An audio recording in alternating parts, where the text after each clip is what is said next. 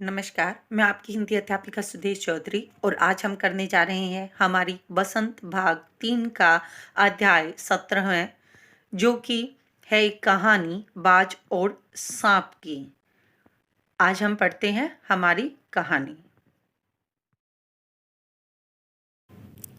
समुद्र के किनारे ऊंचे पर्वत की अंधेरी गुफाओं में एक सांप रहता था। समुद्र की तूफानी लहरें धूप में चमकती, चिलमिलाती और दिन भर पर्वत की चट्टानों से टकराती रहती थी। पर्वत की अंधेरी घाटियों में एक दिन एक नदी भी बहती थी, अपने रास्ते में बिखरे पत्थरों को तोड़ती, शोर मचाती हुई। यह नदी बड़े जोर से समुद्र की ओर लपकती जाती थी। जिस जगह पर नदी और समुद्र का मिलाप होता था, वहां लहरें दूध के झाग सी सफ़ेद दिखाई देती थी। अपनी गुफा में बैठा हुआ सांप सब कुछ देखा करता। लहरों का गर्जन, आकाश में छिपती हुई पहाड़ियाँ, टेढ़ी मेढ़ी बल खाती हुई नदी की गुस्से से भरी आवाज़ें। वह मन ही मन खुश होता था कि इस गर्जन तर्जन के होते हुए भी वह सुखी और सुरक्षित है। कोई उसे दुख नहीं दे सकता। सबसे अलग, सबसे दूर वह अपनी गुफा का स्वामी है। न किसी से लेना, न किसी से देना। दुनिया की भाग दौड़, छीना झपटी से वह दूर है। सांप के लिए यही सबसे बड़ा सुख था।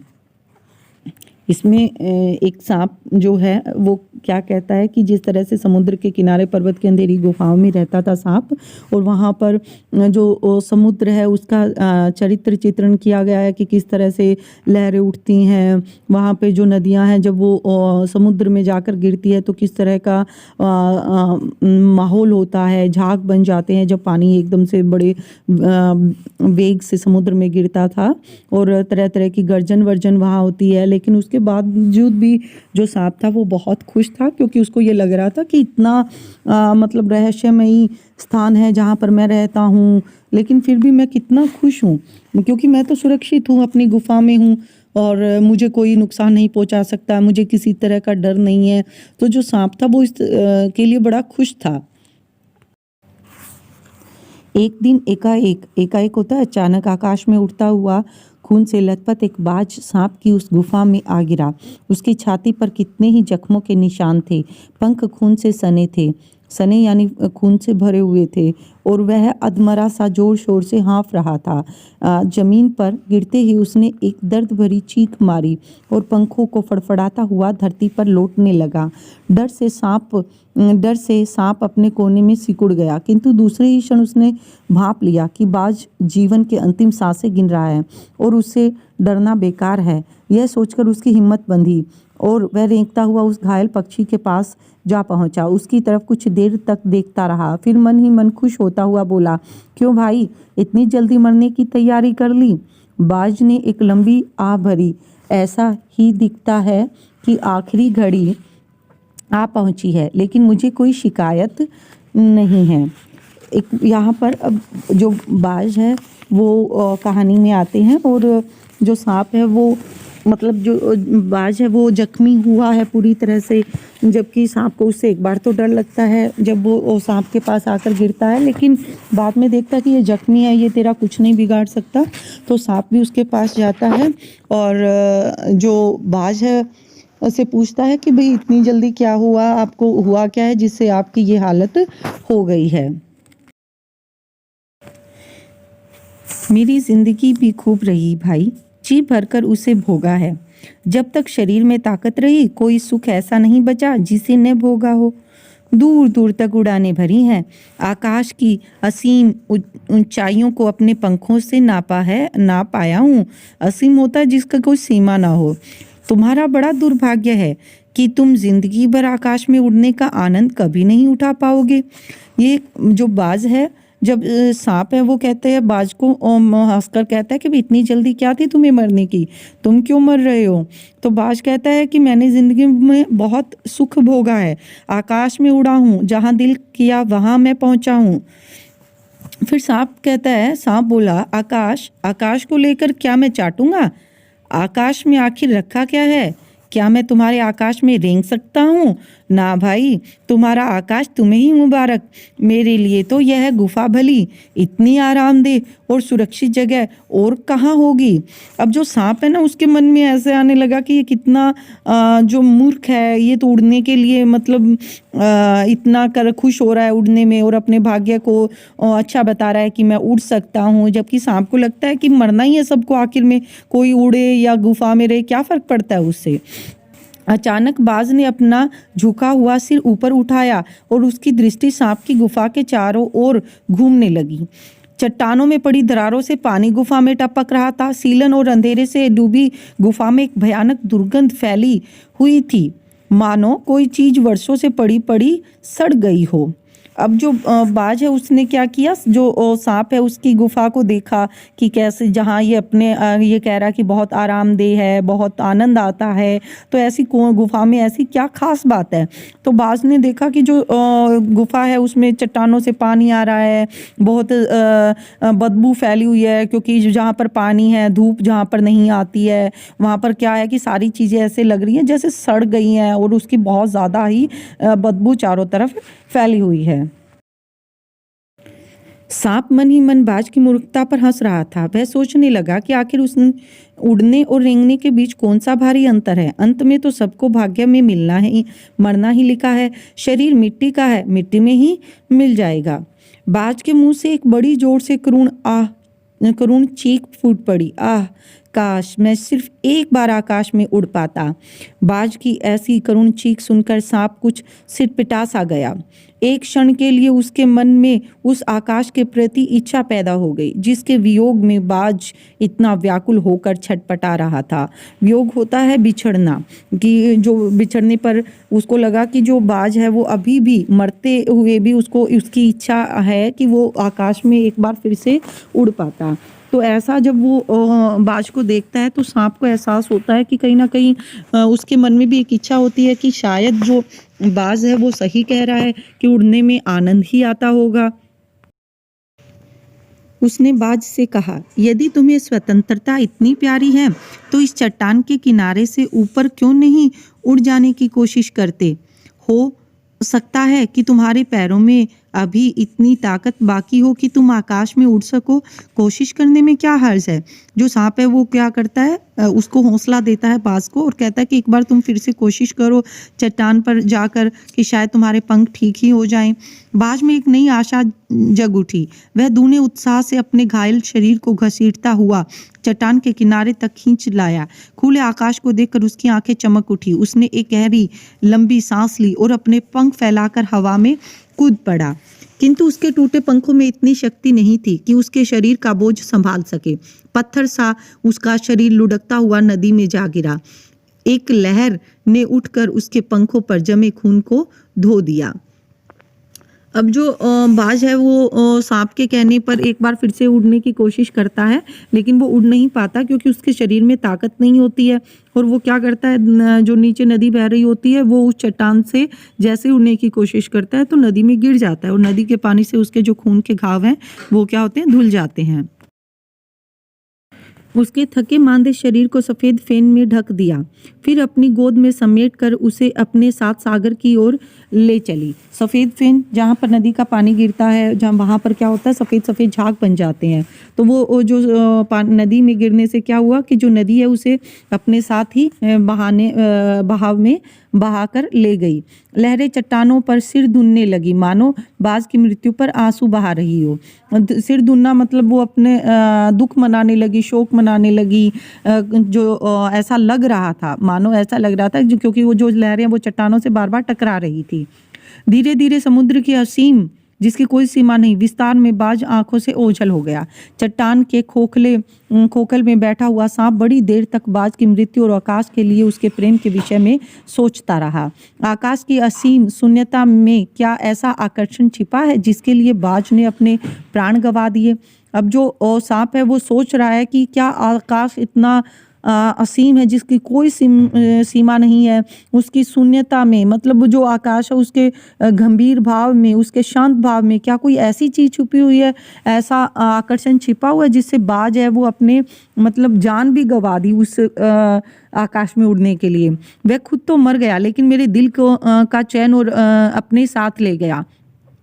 न जाने आकाश में क्या खजाना रखा है। एक बार तो मैं भी वहां जाकर उसके रहस्य का पता लगाऊंगा, चाहे कुछ देर के लिए ही हो, कम से कम उस आकाश का स्वाद तो चख लूंगा।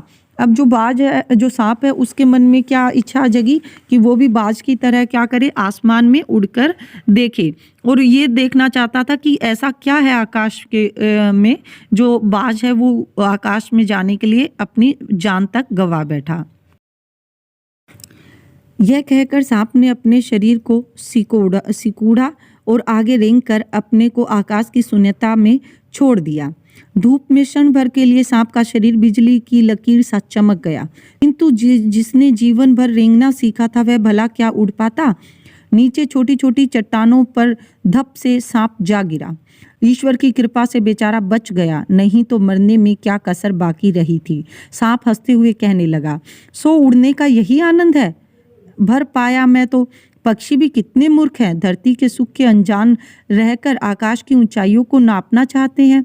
किंतु अब मैंने जान लिया कि आकाश में कुछ नहीं रखा, केवल ढेर सी रोशनी के सिवा वहाँ कुछ भी नहीं। शरीर को संभालने के लिए कोई स्थान नहीं, कोई सहारा नहीं। जो सांप है वो क्या करता है कि किसी चट्टान पर जाकर जिस तरह से जो बाज है वो उड़ने की कोशिश करता है, उसी तरह से चट्टान से जो सांप है वह भी क्या करता है, छलांग लगा देता है। उसको लगता है कि एक बार मैं भी आकाश में घूम कर देखूं, लेकिन वो उड़ नहीं पाता और चट्टान पर जाकर गिरता है, जिससे उसके शरीर पर चोटें आ जाती है, लेकिन वो बच जाता है।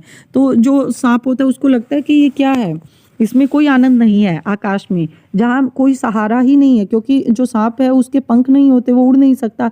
उसको ये लगता है ऐसा कैसा आकाश है जो किसी को सहारा भी नहीं दे सकता, रहने की जगह नहीं दे सकता। वो कहता है कि जो आनंद है वो धरती पर ही है। फिर वे पक्षी किस बूते पर इतनी डींगे हाँकते हैं, किस लिए धरती के प्राणियों को इतना छोटा समझते हैं। अब मैं कभी धोखा नहीं खाऊंगा। मैंने आकाश देख लिया और खूब देख लिया। बाज तो बड़ी बड़ी बातें बनाता था, आकाश के गुण गाते थकता नहीं था। उसी की बातों में आकर मैं आकाश में कूदा था। ईश्वर भला करे मरते मरते बच गया। अब तो मेरी यह बात और भी पक्की हो गई है कि अपनी खोखल में बड़ा सुख और कहीं नहीं। धरती पर रेंग लेता हूँ, मेरे लिए यह बहुत कुछ है। मुझे आकाश की स्वच्छंदता से क्या लेना देना। स्वच्छंदता होती है स्वतंत्रता, कि आकाश इतना असीम है उससे मुझे कोई लेना देना नहीं है। ऐसा आपको लगता है कि ये जो आकाश में उड़ने वाले पक्षी हैं ये आकाश के लिए इतनी बड़ी बड़ी डींगे क्यों हाँकते हैं, क्यों कहते भी आकाश इतना अच्छा है। क्योंकि सांप कहता है कि मुझे तो आकाश में कुछ भी नज़र नहीं आया, कोई अच्छी चीज़ नज़र नहीं आई। मैं तो अपने जहाँ जिस गुफा में रहता हूँ वहीं पर ही अच्छा हूँ। सांप को लगता है कि वहाँ ना तो छत है ना दीवार है, रेंगने के लिए ज़मीन तक नहीं है। मेरा तो सिर चकराने लगता है, दिल काँप जाता है। अपने प्राणों को खतरे में डालना कहाँ की चतुराई है, क्योंकि अब जो सांप है उसके पास पंख तो है नहीं, वो उड़ नहीं सकता। तो उसको ये लगता है कि आकाश से उड़ने पे जैसे ही चट्टान से गिरा वो कहता है कि मेरा तो दिल ही काँप जाता है। वो ऐसे जो पक्षी हैं जो आकाश में उड़ते अपनी जान को खतरे में डालते हैं, तो अपनी जान को खतरे में डालने की कैसी चतुराई है, ये सांप को ऐसा ही लगता है। सांप सोचने लगा कि बाज अभागा था, जिसने आकाश की आज़ादी को प्राप्त करने में अपने प्राणों की बाजी लगा दी। किंतु कुछ देर बाद सांप के आश्चर्य का ठिकाना नहीं रहा। उसने सुना चट्टानों के नीचे से एक मधुर रहस्यमय गीत की आवाज़ उठ रही है। पहले उसे अपने कानों पर विश्वास नहीं हुआ, किंतु कुछ देर बाद गीत के स्वर अधिक साफ सुनाई देने लगे। वह अपनी गुफा से बाहर आया और चट्टान के नीचे झांकने लगा। सूरज की सुनहरी किरणों में समुद्र का नीला जल झिलमिला रहा था। चट्टानों को भिगोती हुई समुद्र की लहरों में गीत के स्वर फूट रहे थे। लहरों को यह गीत दूर दूर तक गूंज रहा था। सांप ने सुना, लहरें मधुर स्वर में गा रही थी, हमारा यह गीत उन साहसी लोगों के लिए है जो अपने प्राणों को हथेली पर रखे हुए घूमते हैं। चतुर वही है जो प्राणों की बाजी लगाकर जिंदगी के हर खतरे का बहादुरी से सामना करे। अब सांप है वो क्या कहता है कि हमें तो अपने घर में ही रहना अच्छा लगता है, क्या चतुराई अपने प्राणों को की बाजी लगाने में। लेकिन जो सांप है उसको ऐसा लगता है कि जहाँ कहीं से कुछ गीत है, गीत की आवाज़ सुनाई देती है। और गीत किसके लिए? ऐसा लग रहा है कि जैसे वो बाज के लिए गीत, जो बाज है जिसने अपने प्राणों की आहुति दी है उसके लिए वो गीत गाया जा रहा है। और गीत के स्वर थे कि वो जो लोग हैं, जो अपने जो साहसी लोग जो अपने प्राणों को हथेली में रखकर जीते हैं, अपने प्राणों की बाजी लगा देते हैं, बहादुरी से खतरे का सामना करते हैं, उनका मतलब उनका क्या करना चाहिए? सम्मान करना चाहिए। अगर हम देखें तो कहीं ना कहीं ये देशभक्त जो लोग हैं, जो हमारे नौजवान लोग हैं, जो भारत के जवान हैं, सेना के जवान हैं, उनके लिए भी कहीं ना कहीं ये बात होती है कि अगर हम ये सोचते हैं कि वो जाकर सीमा पर अपने जान को खतरे में डालते हैं, ये कहाँ की समझदारी है? अगर सभी लोग ऐसा सोचने लगे तो कौन देश की रक्षा करेगा? कहीं ना कहीं उनके अंदर एक जिगर वो सोच होती है बलिदान की, अपने प्राणों का डर नहीं होता, देश का प्रेम होता है। तो वही यहाँ पर भी दर्शाया गया है। ओ निडरबाज, शत्रुओं से लड़ते हुए तुमने अपना कीमती रक्त बहाया है, पर वह समय दूर नहीं जब तुम्हारे खून की एक एक बूंद जिंदगी के अंधेरे में प्रकाश फैलाएगी और साहसी बहादुर दिलों में स्वतंत्रता और प्रकाश के लिए प्रेम पैदा करेगी। तुमने अपना जीवन बलिदान कर दिया, किंतु फिर भी तुम अमर हो। जब कभी साहस और वीरता के गीत गाए जाएंगे, तुम्हारा नाम बड़े गर्व और श्रद्धा से लिया जाएगा। हमारा गीत जिंदगी के उन दीवानों के लिए है जो मर कर भी मृत्यु से नहीं डरते। अब जो लहरें हैं वो क्या करती हैं? जो गीत बाज को सांप को सुनाई देता है, और सांप को वो लहरें कहती हैं कि जो निडर बाज है वो शत्रुओं से लड़ने की जो अपना कीमती रक्त है वो बहा देता है। और वह समय दूर नहीं है जब खून की एक एक बूंद क्या करेगी? जिंदगी में प्रकाश फैलाएगी। यानी कि जो हमारे शहीद है, जैसे कि शहीद भगत सिंह, सुखदेव, गुरु राजगुरु सुखदेव जो शहीद थे, उन्होंने क्या किया था? देश में क्रांति लाए थे। वो खुद तो फांसी पर झूल गए, लेकिन जो पीछे आने वाली जो पीढ़ी थी उनके दिल में आज़ादी के लिए प्रेम पैदा कर दिया था। तो वही सब जो गीत के माध्यम से जो लहरें हैं वो सुनाती हैं कि बहादुर दिलों में स्वतंत्रता और प्रकाश के लिए प्रेम पैदा कर देती हैं। तुमने अपना जीवन बलिदान कर दिया, किंतु फिर भी तुम अमर हो। जो शहीद हैं वो क्या हैं? वो अमर ही तो हैं। हम उनको कभी भी मृत नहीं कहते, हम उनको अमर कहते हैं, हम उनको शहीद कहते हैं। तो कभी भी वो कहते हैं कि जब भी साहस और वीरता के गीत गाए जाएंगे तो तुम जैसे, यानी कि बाज के माध्यम से कहती है कि वो जो लोग देश प्रेम के लिए अपने प्राणों को न्यौछावर कर देते हैं, उनके ही नाम सबसे पहले लिया जाएगा। और कहती है कि हमारा गीत उन दीवानों के लिए है जो मरकर भी मृत्यु से नहीं डरते।